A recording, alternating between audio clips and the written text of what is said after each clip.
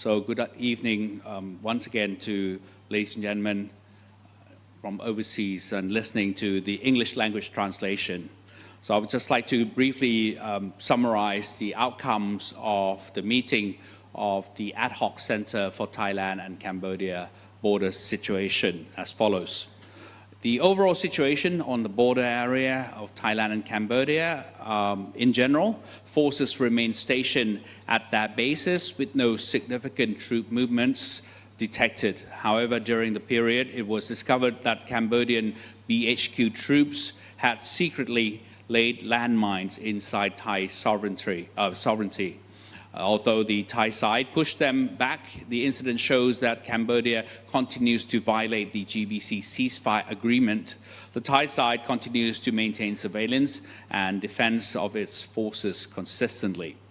Secondly, today, the 25th of August 2025, the Chantaburi Trat Border Defense Command and Cambodia's Military Region 5 organized an extraordinary session of the Regional Border Committee meeting, or RBC, at the Ban Pakkat Permanent Border Checkpoint, Pong Nam Ron District in Chantaburi Province. The meeting was co-chaired by Vice Admiral Apichat Saprasert, Commander of the Chantaburi Trat Border Defense Command, and Lieutenant General Ek Som On, Deputy Commander of the Royal Cambodian Army, as the Commander of the Military Region 5. Following the meeting, a memorandum of understanding was signed.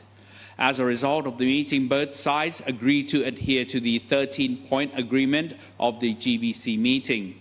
Issues that both sides need to be followed up will include at the next GBC meeting, will include the proposals for cooperation in landmine clearance and the suppression of scammers. The Thai side urged Cambodia to show sincerity in jointly carrying out mine clearance operations along the border and in cracking down on scammer networks in the border areas. Regarding the Border Affairs Centre, we would like to thank all the Thai citizens for sending encouragement to the police, military, and civilian security personnel in defending the nation's strongholds and sovereignty under the ceasefire agreement of the 28th of July 2025. One of the symbols of Thai sovereignty is the raising of the national flag. The Suranari Task Force constructed a permanent stainless steel flagpole built jointly by engineers from the 6th Engineer Battalion, 6th Infantry Division, and the 11th Infantry Division. The construction took 3 days and 3 nights in the rain atop Phu Makhur, a strategic area that Thailand has successfully secured.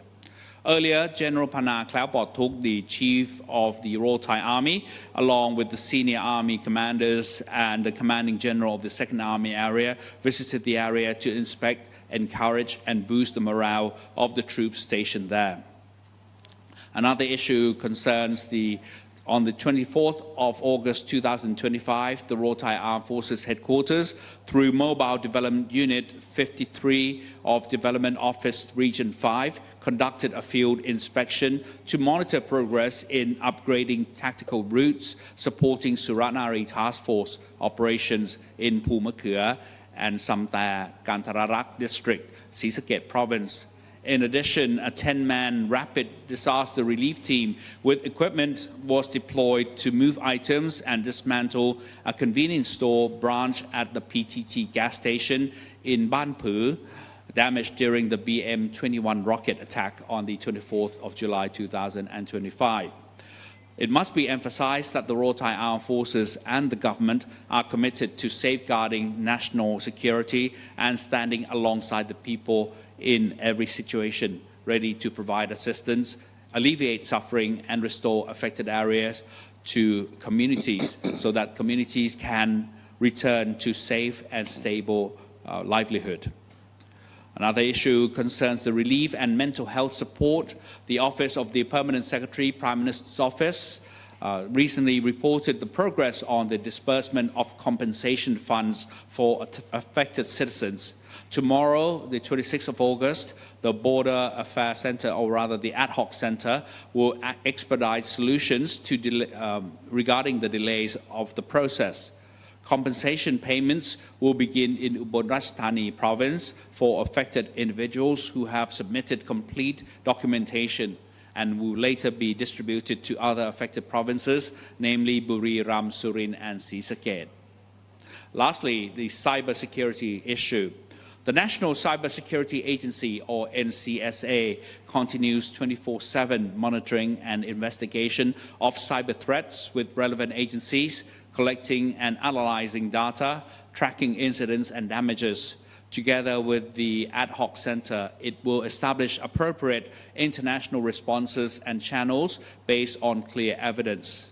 If cyber threats are detected, they can be reported to the National Computers or the National Cybersecurity Agency Centre, authorizing the National Computer Security Coordination Centre, or TICERT, at the number displayed on the screen right now. And all the information will also be posted on the Facebook page of the Ad Hoc Centre later on today as well.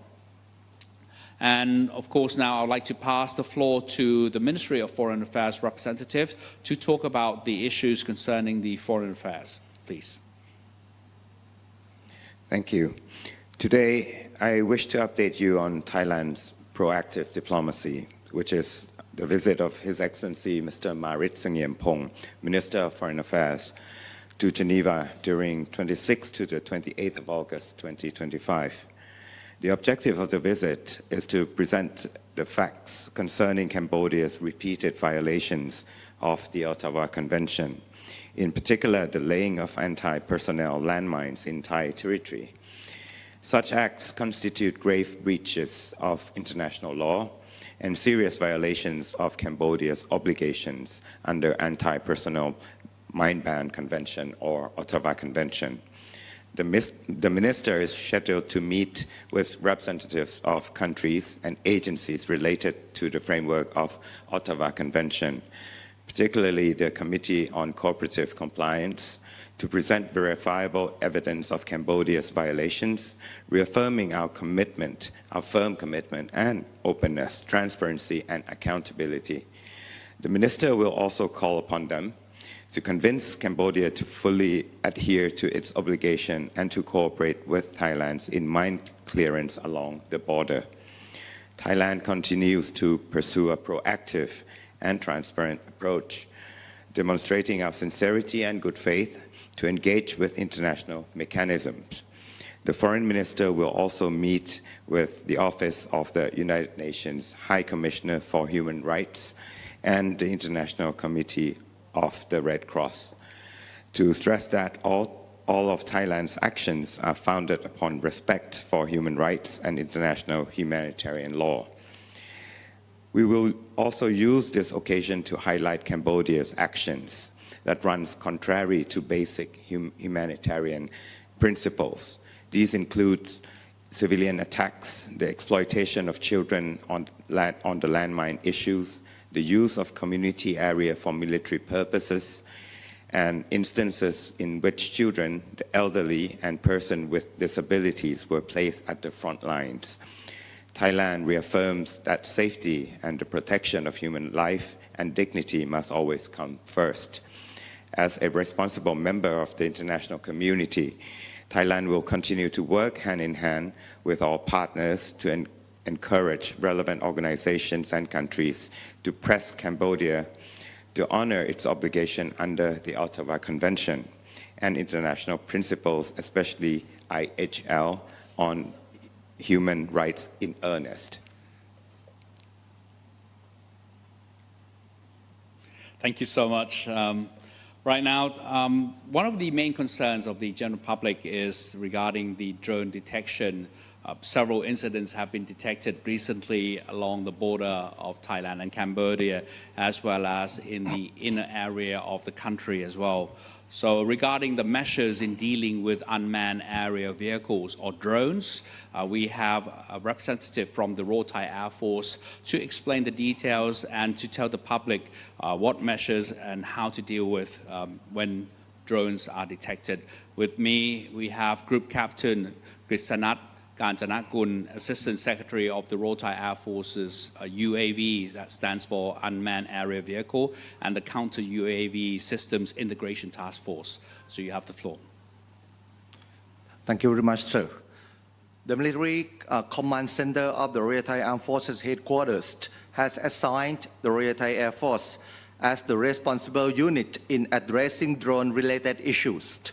The Royal Thai Air Force has coordinated with our branches of the armed forces, the Royal Thai Police and relevant government agency to maximize the effectiveness of addressing this issue. At present, there are important government regulations governing the operation of drones in specific areas, such as military bases, government agencies, and restricted zones throughout the border lines.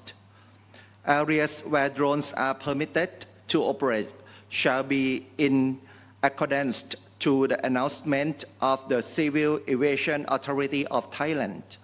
Operators must strictly comply with the prescribed regulations, including registering and obtaining authorization prior to flight, maintaining flight at an altitude not exceeding 90 meters, and operating only during daylight hours. In addition to the regulations mentioned above, our security agencies have integrated their counter-drone capabilities by managing systems and equipment utilized in drone defense operations, encompassing both direction and neutralization through hard kill and soft kill counter-drone measures. Furthermore, our agency have collaborated in sharing intelligence to enable the most effective proactive counter-drone operations, as well as in allocating operation area to ensure comprehensive counter-drone coverage across our critical locations. In addressing illegal drone activities, military units in cooperation with the police and local administrative officers, including district chiefs, sub-district headmen, village headmen, and village security teams, have joined forces to actively search for and apprehend individuals operating illegal drones in Thailand. We therefore request that the public fully comply with regulation concerning drone operations. Should any citizen detect or suspect unlawful drone activities, we encourage them to report promptly to relevant authorities. Please record and report details such as date, time, and location where the drone was sighted, as well as photographs or video recordings. If possible, reports can be submitted to the following channel, as you have seen on the social network. Thank you very much, sir. Thank you very much to Group Captain Krishnanath on your accounts on the measures of dealing with drones and other flying objects as well. So hopefully that we would receive the cooperation from the general public in helping tackling this drone issue that we are faced with now.